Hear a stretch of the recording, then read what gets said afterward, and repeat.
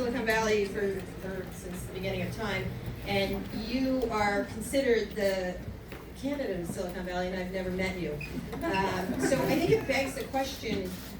Where have I been all this time? Yeah, why are you this candidate of Silicon Valley? I want to get that away because I know everyone in Silicon Valley, I don't know you. So why are you the candidate of Silicon Valley? Why are you considered that? Or do you consider yourself that?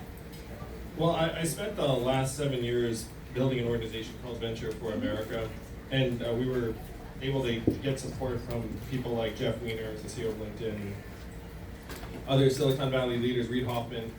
And so I spent between 1 and 3 months a year here for the last 6 or 7 years. So it wasn't long enough for me to hit your radar, Kara.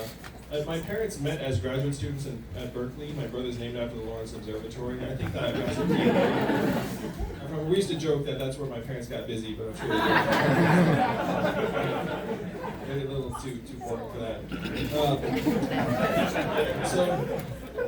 So I certainly feel very at home here in the Bay Area, and I think a lot of it is that my thinking and the ideas of the campaign are very much of Silicon Valley, where I first became convinced of the need for universal basic income after reading Martin Ford's book. Martin's actually he's a California guy, you probably know Martin. But working in Detroit and Cleveland and Baltimore and St. Louis and New Orleans over the last 7 years, I saw firsthand the impact of a lot of the technological innovation on those communities. But my thinking, I believe, is reminiscent of many of the people, and I'm very proud to say that many Silicon Valley leaders like Sam Altman and Jack Dorsey and others have gotten behind the campaign, so it's become the internet Silicon Valley campaign over the last number of weeks. Right, and so it's somewhat interesting to be the candidate of Silicon Valley, when Silicon Valley is the crosshairs of the right, the left, every single person on the planet, essentially. How is that affecting you? Because being the candidate of Silicon Valley right now isn't necessarily a great thing, necessarily, right at this moment. And it's funny too, because I feel like I get caricatured in the media a lot as the Asian tech bro. and part of me is like, I spent 7 years running a nonprofit that I started. It's very, very wholesome. So I do think there's a little bit of almost a shortcut taken in terms of my background, where when I'm interviewed in the media, a lot of the times it seems like, oh, here's like the Silicon Valley candidate. And I agree with you that right now Silicon Valley is going in record time from can do no wrong at all to can do no right. And obviously neither of those things is doing accurate. Lots of damage, that's what it is. It's not can do no right, it's actually damaging society. But go ahead. I agree with you. And so the pendulum has swung very, very quickly and dramatically. And as always, the truth is somewhere in between, where when everyone was being lionized here in Silicon Valley, there were some excesses and things going on. And even as right now they're being criticized, there's also a lot of good being done. All right, so there's an interesting Nate Silver article that was just about you that I thought was interesting. He's done, this is quotes about you. Could be the reason you're doing better than Bill de Blasio, but I think that's a low bar. It could be because he's done such a good job of speaking the defining aspect of the American psyche, one that both loves and fears tech. That's because the cycles of techno hype and disillusionment are a major part of American culture and public policy. But we're in a cultural moment when our belief in the promises of technology are meeting a crushing reality. Yang's platform might be less that it's calling for cloud seeding or AI social workers, and more that it's calling for those things at a time when the relationship between Americans and tech could best be described as it's complicated. So let's talk a little bit about the policies you have, because they are more tech forward than most are thinking about ideas. Let's start first with, well, the Yang Gang. Not a policy. Talk about that, your use of it. It's a hashtag Yang Gang. Yes. So we had to come up with a name for our supporters, and Yang Gang organically bubbled up very early and then took on a life of its own when I became cool. And so I found myself very grateful that my last name rhymed with gang, as it turns out. And then when we get asked about our rise, the fact is most cable news programs were ignoring me and the campaign for months. So we went to podcasts, we went to internet media, And so people are like, was that your strategy? And it's like, well, I didn't have much of a choice. It's not like I was beating off, Chris Hayes and Rachel Maddow with a stick or anything, or choosing not to do cable news. It's just I pursued the avenues that were open because I'm an entrepreneur, I'm an operator. I started this campaign as a completely anonymous entrepreneur. And so the fact that I'm beating my mayor, Bill de Blasio, is actually nothing to sneeze at. But the rise of the Yang Gang really was an organic phenomenon because we're speaking to the problems that the American people are facing in a different way than most politicians, and we're proposing solutions that would actually improve people's lives on the ground. All right, so let's talk about some of those solutions. The first one is the freedom dividend. This is UBI, which is universal basic income, and you're, I think, proposing $1,000 to everyone over 18 every month, correct? Yeah, that's exactly right. All right, so talk about that. Well, the freedom dividend is a policy where everyone in a country, in this case, every American citizen, gets $1,000 a month, free and clear to do whatever you want. And while this sounds radical to most people listening to this, it's a deeply American idea rooted in our history. Thomas Paine was for it at our founding. Martin Luther King championed it in 1967 and was fighting for it when he was assassinated in 1968. Milton Friedman and 1,000 economists endorsed it in the 70s. It passed the U.S. House of Representatives in 1971, and one state has had a dividend in effect for almost 40 years, where everyone in Alaska gets between $1,000 and $2,000 a year in oil money every year, and they love it, and it's a deeply conservative state. And so what I've been saying to the American people is that technology is the oil of the 21st century, and what they're doing for Alaskans, we can do for all Americans. So when you push it, there's a lot of people pushing for UBI and trying different things, a lot of companies that are trying to figure out how to do it and it's being tested. What are the challenges to it? Because, not to channel Lindsey Graham, but a lot of the people that are against it say communism, like it's giving away free money, it's free, the stuff you hear when you get the pushback on it. What is the case against something like this? Well, the great thing is many people who are conservatives and independents and libertarians actually really like the idea of a freedom dividend, particularly with the word freedom in it. Yes, I really just enjoyed my freedom fries recently. Where what I say is that it's not socialism, it's capitalism, where income doesn't start at zero. And that everyone having money is very good for business, it's very good for markets, very good for individual freedom and autonomy. And these are things that many conservatives embrace. And again, the state that's had this in effect for almost 40 years is a deep red state. It was passed by a Republican governor. So the case against this does not actually come from the right, really. It comes from a mindset of scarcity where people think, well, if we do this for everyone, it will somehow harm us, it will cause rampant inflation, it will cause deterioration in work ethic.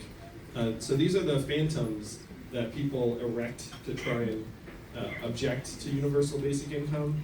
And a neuroscientist put it to me best. He said, Andrew, you're going to be fighting the human mind, because the human mind is actually programmed for resource scarcity, and when you propose something that suggests relative abundance, there will be something of a reaction to it. And talk about how you're going to pay for this. It's a lot of people getting a lot of money. It's a big number. The way we pay for it, the first thing is that it's much less expensive than people believe. So if you have a rough headline number, you think, oh, it's 3 trillion or so, given the number of adults in this country. But it's actually about half that, because we're spending 1.5 trillion plus every year on an assortment of welfare and income support programs. And so if you believe that everyone gets $1,000, but if you're already getting $1,000, we're not going to stack this on top, then the headline cost comes down very, very quickly. The headline cost also goes down because when we get this money, what are we going to do with it? We're going to spend it in our communities. It's going to go to tutors and the occasional night out and car repairs. Not car repairs for you guys, because none of you own a car. Sorry. But other parts of the country, we all scooter car here. repairs, right? Like an extra bird ride. Is bird legal here? I can't remember. So, I can't keep track of what's happening. You can So, smoke marijuana, date a goat, and ride a scooter at the same time. So in this case, that's where some of the money would go. But if you have this money in our hands, you build a trickle-up economy where the money circulates through regional economies over and over again, and we get a lot of that money back. We save money on things like incarceration, homelessness services, emergency room healthcare by having a stronger, healthier, more productive people. And how many of you all are entrepreneurs? Been a lot of you. Like, how many more artists and creatives and entrepreneurs would there be if everyone was getting $1,000 a month? This would be a massive boon to dynamism and growth. And even a conservative model would show that we get a lot of the money back. So the headline cost is a lot lower than people think. We can eminently afford it in an economy of 20 trillion plus. And is there a group of people that don't get it? Does Warren Buffett get the $1,000 a month, for example? Warren Buffett and Jeff Bezos also get it, just to remind them that they're Americans. Okay, all right. But it is opt-in. You don't force anyone to take it. So you can't like throw the money through their window or something. If someone doesn't want it, then they never get it. Yeah, you better not throw it into Jeff Bezos' window. You'd be dead. So when you think about doing this, why do you think there's resistance to it? Because when people do talk about it, people are like, oh, he's for UBI. I'm like, so?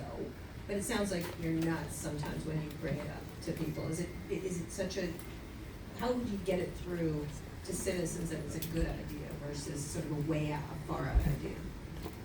Well, it's certainly happening through this campaign where we're opening people's eyes and minds to the possibility that we can do this. There's nothing stopping the majority of citizens in a democracy from voting ourselves a dividend. Companies do it every month and everyone applauds. Everyone's like, nice job, Microsoft, nice job, Verizon. And no one's ever like, what are the shareholders gonna do with that money? Are we sure they're gonna spend it in a good way? Like, I mean, it's absurd.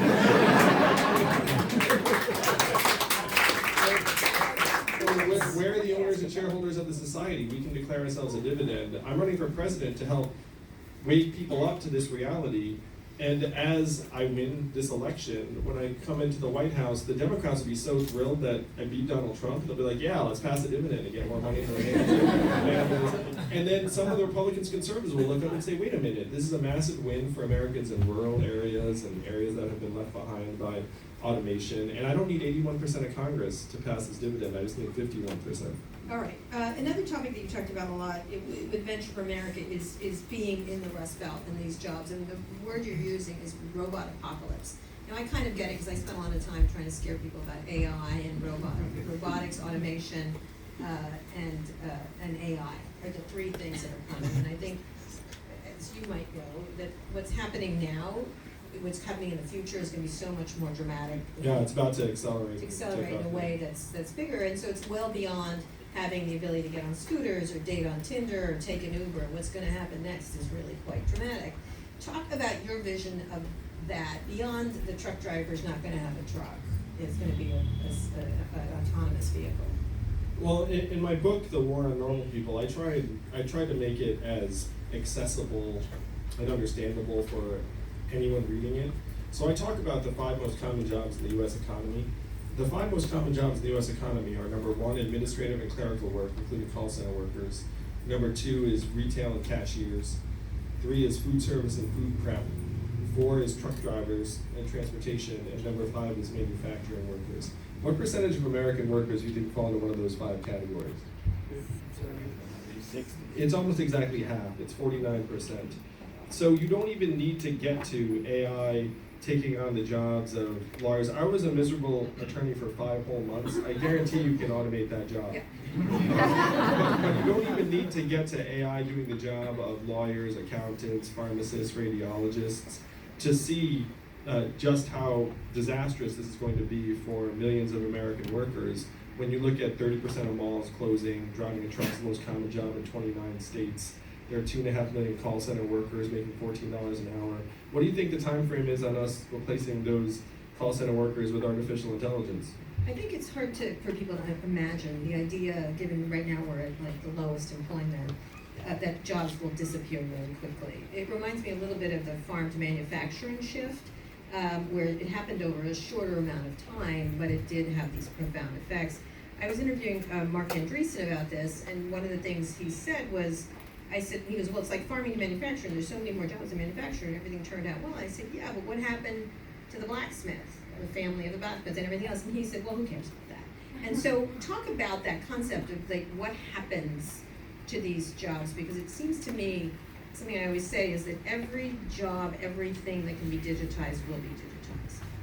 Let me say I am completely with you in this camp, Kara, because when I dug into the numbers of what happened even to the manufacturing workers, in the Midwest and the South, we automated away 4 million manufacturing jobs in Michigan, Ohio, Pennsylvania, Wisconsin, Missouri, Iowa, all the swing states that Donald Trump needed to win, not coincidentally. And I studied economics, and what did my textbook say would happen to those 4 million manufacturing workers?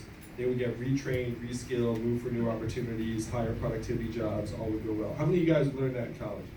Mm-hmm. All right, so then I found the studies as to what happened to the manufacturing workers in the Midwest after they lost their jobs. In real life, almost half of them left the workforce and never worked again. And of that group, about half filed for disability. And then you saw surges in drug overdoses and suicides in those communities to the point where our life expectancy has now declined for the last 3 years, society-wide, not just in Ohio. I'm talking about in the United States of America, our life expectancy has declined for 3 straight years because suicides and drug overdoses have now overtaken vehicle deaths as cause of death. Now, my textbook did not say, hey, you get rid of these manufacturing jobs, they go home, they get drunk, they kill themselves, they vote for Donald Trump. Like, that was not in my textbook. But that is exactly what has happened. And so when you see what has happened to those workers, I spent 7 years in these communities. When you see what happened to those workers, the exact same thing will happen to the mall workers, the call center workers, the truck drivers. And I talk about the truck drivers because they will take this very, very poorly. You talk about the average trucker, 49-year-old man, high school education, making $46,000 a year. Tens of thousands of them are ex-military. A lot of them own their own trucks. How would you react if you're that person and there's a robot truck that never stops that you cannot compete against? At least some of them are going to react disastrously, catastrophically. And right now you already have in New York City something like 12 taxi and Uber drivers killed themselves last year in part because of economic exigencies and circumstances. One did it outside of City Hall just to try and get attention. Got no attention, no one cares. But eventually you're going to have a critical mass of workers who actually externalize their own, the disintegration of their way of life instead of internalizing it. So it's an interesting question. I interviewed Buttigieg last week, and he talked about the same thing, that income inequality is going to lead to this kind of behavior and dangerous behavior. What do you imagine, and especially as it moves to even higher paying jobs, especially as it starts to deconstruct different jobs? Donald Trump then says, hey, I'm going to get all your jobs back, coal miners. But the coal companies are going to hire robots to do that, because robots should be doing the coal mining, not people. Coal mining is dangerous. You'd have to propose what the jobs are going to be. They'd have to be creative. They'd have to be nothing that can be automated or digitized. How do you find a way out of that? Because that's where we're going. We are going to automate cars. We're going to everything being digitized. We're getting to jobs that don't need people involved in them. What do you imagine then the jobs are? This is the generational challenge. But one of the core messages of my campaign is that none of this is speculative. This is already happening. When I talk about what happened to these manufacturing workers, if you dig into the labor market statistics, our labor force participation rate, as we're all here together right now, is at 63%, the same levels as Costa Rica and Ecuador, and a multi-decade low. And it's being obscured by the headline unemployment rate. If you get discouraged and leave the workforce, you don't count in the headline unemployment rate. Headline unemployment rate also does not include the level of underemployment of recent college graduates, which right now is between 40 and 44%. It doesn't include the people that are doing multiple jobs to survive. The headline unemployment rate is essentially government malpractice, and it's obscuring all of the rock underneath. And as soon as you flip open the rock and you see what's going on underneath, you're like, oh my gosh, like it's terrifying. When I was doing research for my book, I had to triple check so many times what the numbers were, because I was like, no way that can be right. No way our life expectancy is declining. It is. Yeah, it is declining. No way that 40% of American kids are born to a single mother. No way that that this has gone on in our country, and that for whatever reason it has not become a national emergency to that level. But that's what I saw in the last 7 years running Venture for America. That's what the data shows. And I'm running for president to advance the fact that Donald Trump, he got some of the problems right, but his solutions were garbage and nonsense. It was build a wall, turn the clock back, bring the jobs back. We need to do the opposite of all of that.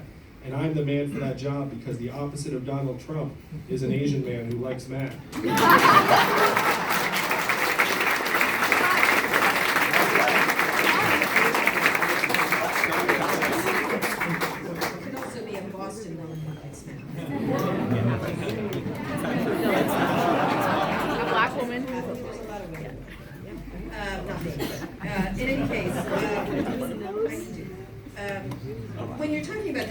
saving them. What are the jobs? And what is the actual solution? Because you have to, besides universal basic income, you have to give, from your perspective, where are the jobs going? Obviously, they have to be creative, because it's very hard for computers to replicate that. They have to be caring.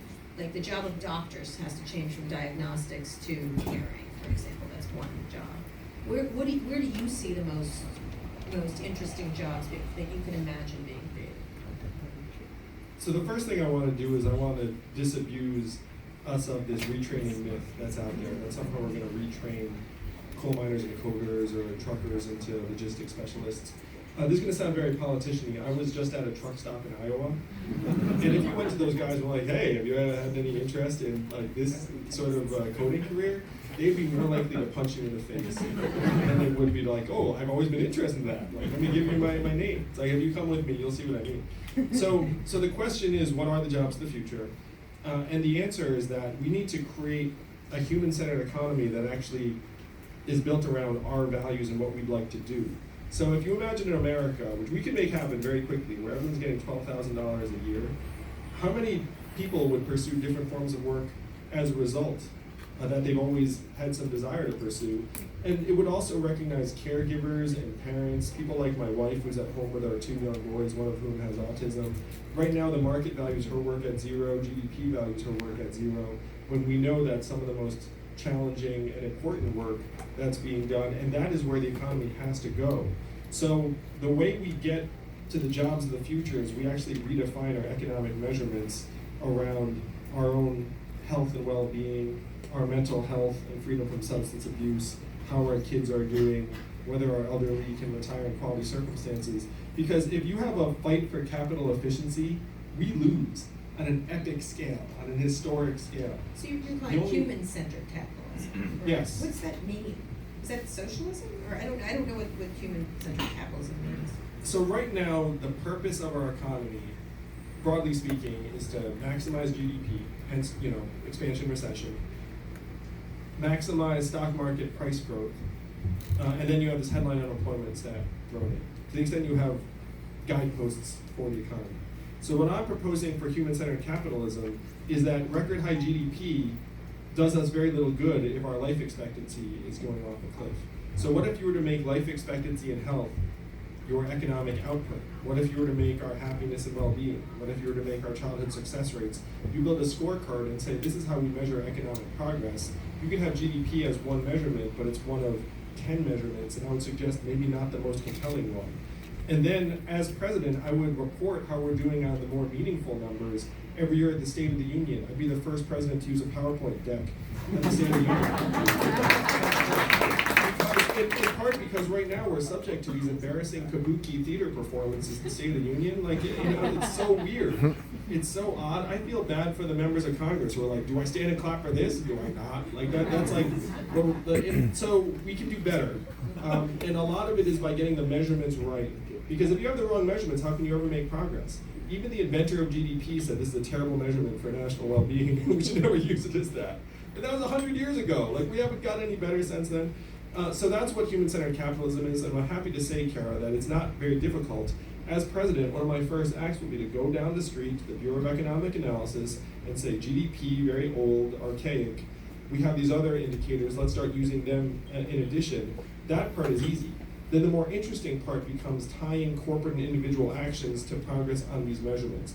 But imagine a country where if I get some kid off drugs, or I help reintegrate an ex-convict into society, that actually counts as economic value, and then I somehow get rewarded for that. That is how we create the jobs of the future. I think that's called the Netherlands, but that's just there.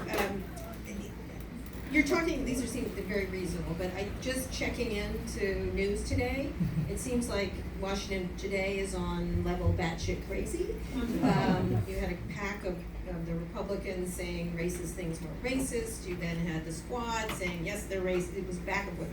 Craziness. It's just absolute, and it's all taking place on Twitter, which is been weaponized by Donald Trump. How do you expect to stop this? Because it's today, I think, was probably peak. Someone should stop Twitter immediately. Like someone should turn off Twitter. Is what I feel like today. So there was a pioneer of the internet, Jaron Lanier, who said that negative sentiment spreads much more quickly and powerfully on the internet than positive. And that's one reason why Trump now has been able to weaponize so many things, is that you have these powerful messages that people feel like they have to be on one side or the other. The way we change that is by putting someone in the White House who wants nothing to do with these particular, first denigrating people who are born in this country and saying they should go back to the country. I've been told to go back to my country several times throughout my life. When I was young, it actually was more confusing and hurtful. Now I'm just like, I mean, not that it hasn't happened like today or anything. And so the cultural flashpoints that are happening in DC, most Americans are getting exhausted by them and That's just the want to point, move isn't on it? and solve the problems. Yeah. Well, getting exhausted and confused is part of the game. Yeah, and that's one reason why I'm so thrilled to be running for president, is that when I go to the rest of the country, and it's not just here, it's in Iowa or Ohio or Pennsylvania, people are like, oh, please, can we talk about something else? Can we actually start trying to solve the problems on the ground? There's a huge appetite for that. What did you make of the use of What did you make of the use of that? It seemed like I just tweeted this, it seemed like he lost on the census vote. He was accused of rape. He was partying with a pedophile, and they thought racist tweets will do it. We'll switch it around. How do you stop that? Like, what do you make of it happening over and over and over again in this endless? And it works quite a lot. It works over and over again. Well, I think our media is complicit in this because how did Donald Trump win? The media covered every single thing he did. If he had a rally, it was televised live. He could be called in, all of a sudden they bump everything else and be like, Donald Trump's here. He's gonna just call in and spout some bullshit that doesn't make any sense. But it's like, it was high ratings, they just went after it. And now that he's president, obviously it's harder to ignore him because he's the president of the United States. So if he says something that's controversial, then that's newsmaking. But to me, the mainstream media has to start trying to just dismiss and minimize Donald Trump's command of the news cycle. It's going to make it harder for Democrats to defeat him in 2020 if the media will amplify everything he says and does, because his cultural avatar then grows as a result, and it makes it harder for Democrats to beat him when we need to next November. So let's talk about Democrats that you're in. You were just in the debate, the only one without a tie. Was that, you're still not a geek because you're wearing a blazer, so you're sort of a VC. I think the term Stephen Colbert used was business casual tech bro. You don't have the weird socks, feet, shoes thing with the toes. No, I don't. And you don't. It doesn't look like you're intermittent fasting. Not that you're overweight. You don't look like that you need a sandwich. So talk about the Democratic, the field right now. You were on stage. You didn't get a lot of words in edgewise. Kamala Harris was sort of Biden kind of dominating it. How do you look at the process of running when you're not as well known? Although you're polling above some very well-known colleagues. I think you're above Klobuchar, you're above Tulsi Gabbard, you're above de Blasio, Gillibrand. So you're doing very well for someone that wasn't very well known. But how do you break through, which is first a large field, secondly a confusing field, and a lot of people. When you have just the debates or whatever, what's the strategy for doing that? Well, the great thing is that the field's about to thin very, very considerably because the DNC has doubled the threshold to qualify for the debates. And I'm happy to say right now, I am one of only 8 candidates with over 130,000 votes.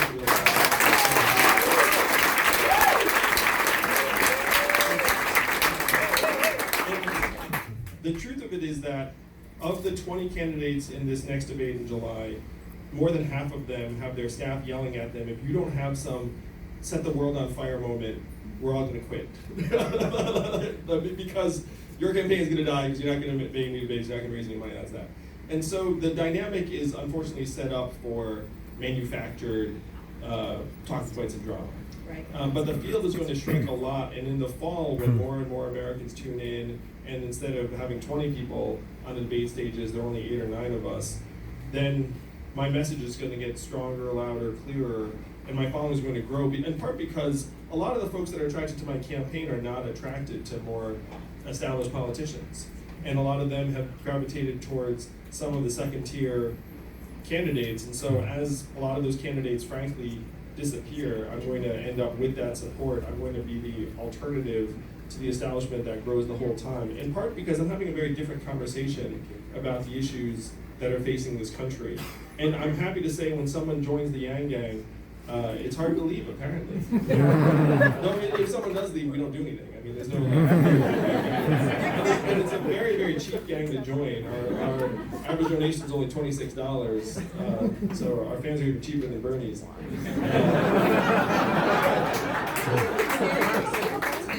Someone like Bernie, which was a grassroots campaign from the last election. I'm younger, fresher, modern, and more Asian than Bernie.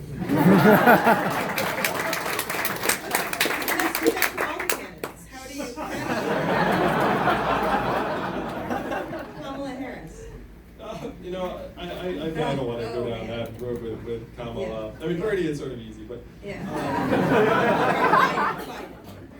So I will share this with you, and this is something that happened on the debate stage. So we're in commercial break. I'll let you guys know what it's like about the president. Right. So you're on the debate stage, and then there's a commercial break, and then you know what we all do? We all run to the side of the stage to get our makeup refreshed. That's how made for TV this bullshit is. But, so during one of the breaks, me and Joe are next to each other, and then Joe says, no matter what happens, Andrew, you and I need to sit down and talk about the Fourth Industrial Revolution because I am terrified that we're going to gut the middle class. And I said, hell yeah, Joe. So this is, I think, a very, very positive thing, that certainly the message is getting through in ways big and small. And just the prior week, I was with Joe at an event in South Carolina. That's another thing you might not realize about running for president, but you're with the other candidates in green rooms, in scrums. In that case, it was in a holding pen before a fish fry. And so you end up getting to know each other personally. I have some of the other candidates' cell phone numbers. We send each other encouraging messages. So there are actual personal dynamics at play, and I'm very confident that we're going to mainstream the issues that are important to this campaign in the days and weeks to come. It sounds like Biden's your friend, right? The BFF. Is he your BFF in this group? You know, I wouldn't want to put Joe in that position, but I would say that that he seems very, very intent on trying to address some of the same issues that I'm focused on. All right, so let's talk about a few other issues that you're talking about, and then I want to get to the ideas around, actually,